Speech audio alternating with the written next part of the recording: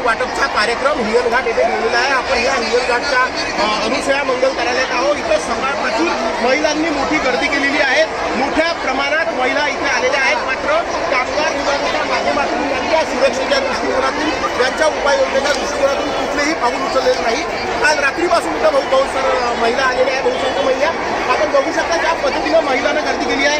जवळजवळ 20,000च्या जवळजवळ महिला इथे आलेल्या आहेत. आज याबद्दल किट वाटप व टोकन वाटपचा कार्यक्रम ठेवलेला आहे.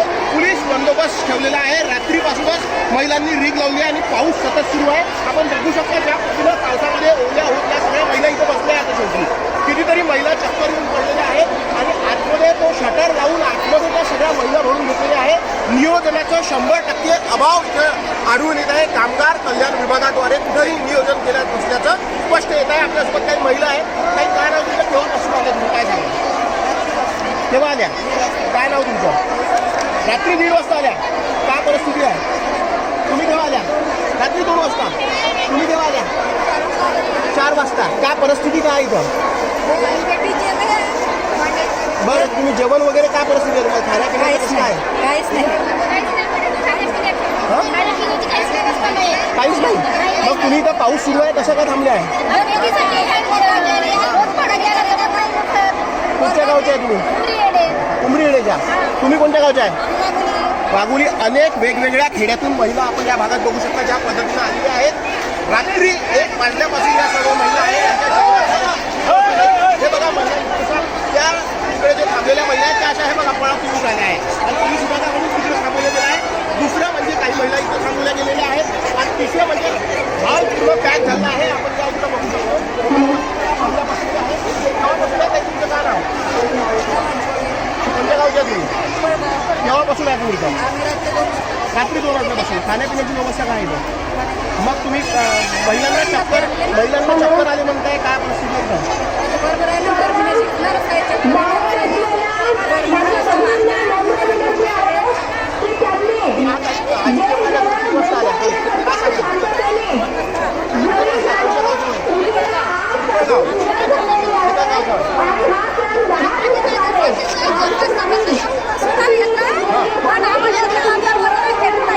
अंदर घेतलाय काय म्हणते काय सांगत आहे वापस काय म्हणताय मग तुम्हाला कोणा बोलवलं कोणी मेसेज टाकले कोणाचे मेसेज बरं कार्यक्रम घेत आहे म्हणून हा मला कामगार काही कळालं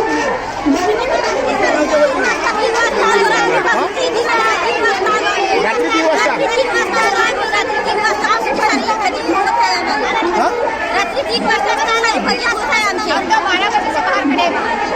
रात 12 बजे से खड़े हो फिर क्या परिस्थिति शटर नहीं निकाले ये बुलाया किसने आपको बुलाया किसने स्टेटस में डाल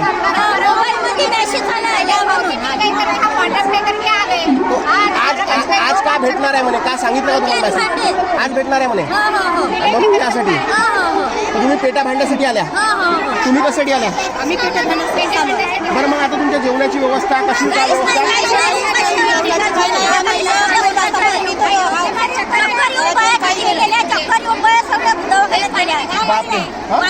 पाण्याची व्यवस्था नाही जेवणाची व्यवस्था नाही काहीची नाही सोडा कमीत कमी पाणी तरी विचारायला पाहिजे होते ना पाण्याची व्यवस्था आहे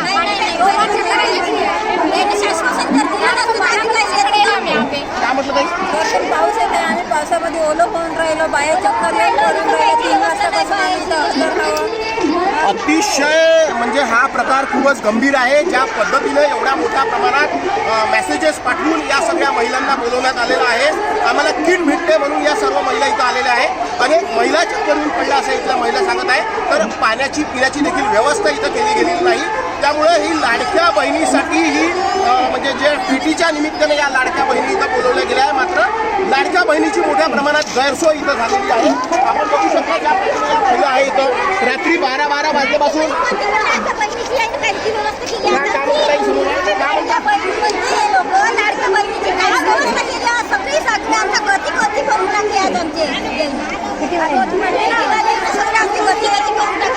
कार्यक्रमाचं आयोजन कुठं केलं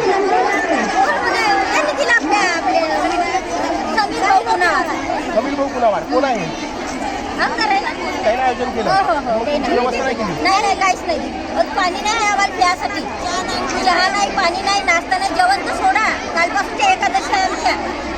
कालपासूनच्या एकादशी आहे. या महिलांना जेवण तर सोडा, नाश्ता तर सोडा, पाण्याची देखील व्यवस्था नाही. काय बाजूला हे बघू शकता ज्या पद्धतीने हे बघा सगळ्या महिला बसलेल्या आहेत. त्या मागे बघा कितीतरी महिला, जवळजवळ 20,000च्या घरात महिला इथे पोहोचलेल्या आहेत. महिलांची पाण्याची देखील व्यवस्था नाही. पाऊस सतत पडत आहे. महिला ओल्या झालेल्या आहेत.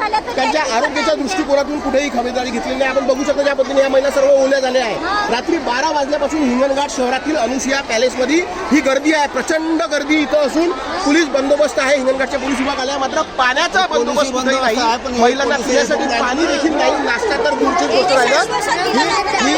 हे आश्वासन दिलं नसतं आम्ही आलो नसतो असं यांचं बोलणं आहे. आपण बघू शकता ज्या पद्धतीनं महिला इथे आहेत. मोठ्या पद्धतीनं गैरसोय करण्यात आलेली आहे. पोलीस प्रशासन देखील आहे. आपल्यासोबत आहे. बंदोबस्त सुरू आहे. मी करतो मध्ये केव्हापासून आहे बंदोबस्त? तुम्हाला माहिती काय छत्रीसाठीच मिळालं तुम्हाला असं इथे हे केलं. काय काय काय म्हणतो तुम्ही? छत्रीसाठी नाही आलो का त्या बाईला छत्री द्यायची होती, तुम्ही आले का तुम्ही इथं? ज्या पद्धतीनं पोलीस हिंगणघाट पोलीस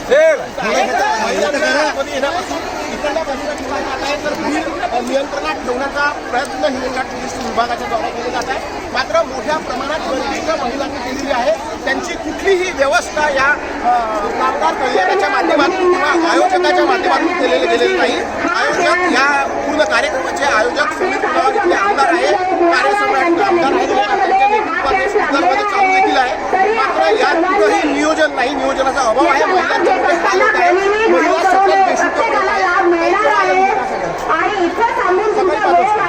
डब्बा घेऊन आल्या का? डब्बा डब्बा घेऊन आले जेवणाच्या? तुम्ही आणला का डब्बा? तुम्ही आणला का डब्बा? डब्बा आणला. तुम्ही आणला नाही डब्बा?